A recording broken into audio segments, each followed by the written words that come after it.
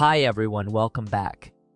This is Jason Chatham, 9-time Salesforce certified developer. On this video, we will review a practice question on the following topic. Let's go over our sample question. Please read the question and potential answers. You have 10 seconds to answer this question. Please stop the video if you need more time. The right answer is, you can find the detailed explanation of the answer in the description of this video. Thank you for watching this video.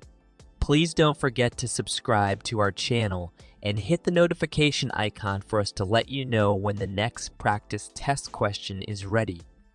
Before I forget, if you are looking for a rapid exam guide with sample exams, please check out our book on Amazon. You can find the link on the description of this video.